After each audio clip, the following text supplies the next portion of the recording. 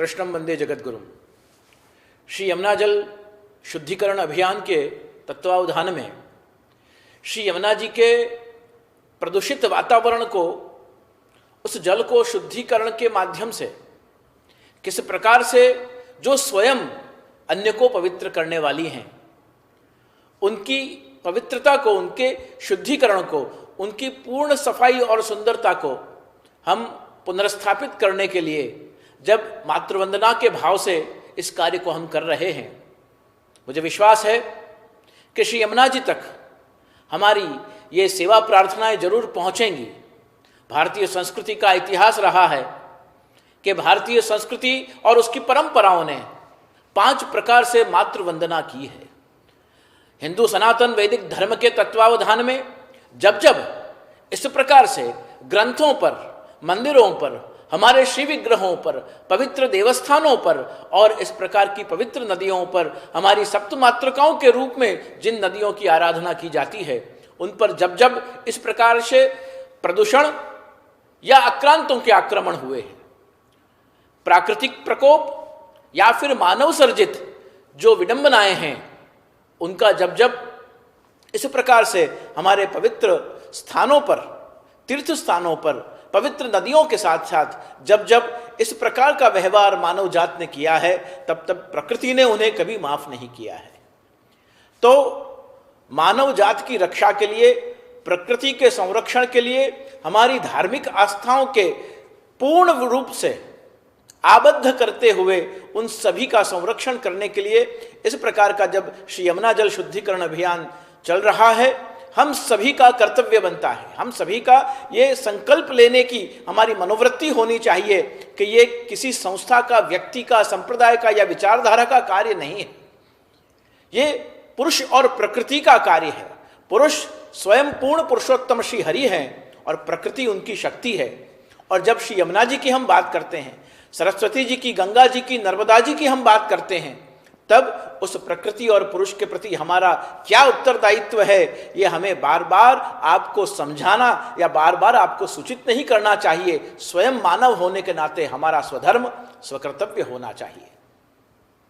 भारतीय संस्कृति 5 प्रकार की मातृवंदना करता है। सबसे पहले हम राष्ट्र को हमारी माता कहते हैं, भारत माता है। दूसरी बात, हम गायों को अपनी माता कहते हैं, गौ माता है। तीसरी बात, जिस भाषा को हम बोलते हैं उस भाषा को भी हम मातृभाषा कहते हैं, भाषा को भी मातृस्वरूप की वंदना की गई है।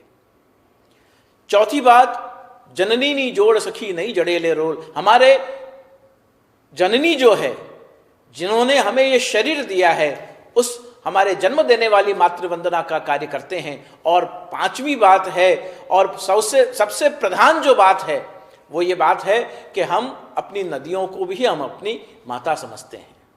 तो 5 प्रकार से जब मातृवंदना हो रही है, हमारा कर्तव्य है कि जिस प्रकार से उसका अशुद्धिकरण हुआ है, इतने ही वेग से हमें उसका शुद्धिकरण भी करना चाहिए। यह हमारा उत्तरदायित्व है। और सबसे पहला प्रश्न तो मुझे ये होता है कि अगर हमारे द्वारा हमारे पवित्र नदियों को और श्री यमुना जी को अगर कष्ट हो रहा है, तो उसका निवारण भी हमारे द्वारा ही होना चाहिए। कहीं ना कहीं तो हम भी उसमें, उस अशुद्धिकरण में निमित्त बने हैं। अभी तक मौन रहकर, सेवा कार्य का संकल्प न लेकर, जो ये गंदगी फैला रहे हैं उनके सामने आवाज न उठाकर, और साथ साथ में जिस प्रकार का एक सुंदर वैज्ञानिक रूप से इसका समाधान हो सकता है, उसका हम आज तक जितने भी अभियान चल रहे हैं, उन्होंने अपनी तन मन धन से क्या कुछ नहीं किया है, लेकिन हम कहां थे। अब आपको जुड़ने के लिए जब ये संस्था, ये विचारधारा, ये कार्य और ये अनुष्ठान जब आह्वान कर रहा है, आपका, हमारा सभी का कर्तव्य है, हम साथ में मिलकर समबद्धध्वम समगच्छध्वम की भावना से इस श्री यमुना जल शुद्धिकरण अभियान के एक भाग बने, अपना उत्तरदायित्व, अपना स्वधर्म समझकर, और इस अनुष्ठान में हम अपनी भी आहुति प्रदान करें, चाहे वो तन से हो, मन से हो, धन से हो, विचारधारा से हो, कार्य से हो। हमारा संकल्प सिद्ध होना चाहिए। व्यक्ति विशेष का यहाँ कोई महत्व नहीं, यहाँ केवल और केवल श्री यमुना जी के उस कलिंद गिरिमस्तके पतदमंद पुरोज्ज्वला, उस दिव्य जो धारा है, जो क्वचित स्खलंती क्वचित भ्रमंती क्वचित प्रवेगा क्वचित उच्च घोषा। जिस प्रकार से श्री यमुना जी यमुनोत्री से प्रारंभ होते हुए ब्रजमंडल तक अपने वही सौंदर्य का रूप धारण करती हुई अस्खलित धारा से प्रवाहित हों, उसका जो दृश्य हमने श्री यमुनाष्टक में सुना है, उसे हमें अब देखना है और उस स्वरूप का हम आत्मचिंतन कर सकें। इसीलिए इस श्री यमुना जल शुद्धिकरण अभियान के माध्यम से आपका आह्वान कर रहे हैं। आइए आप और हम सब साथ में मिलकर इस दिव्य अनुष्ठान का एक हिस्सा बने और श्री यमुना जी के चरणों में हमारे श्रद्धा सुमन समर्पित करें। शुभम भवतु, कल्याणमस्तु।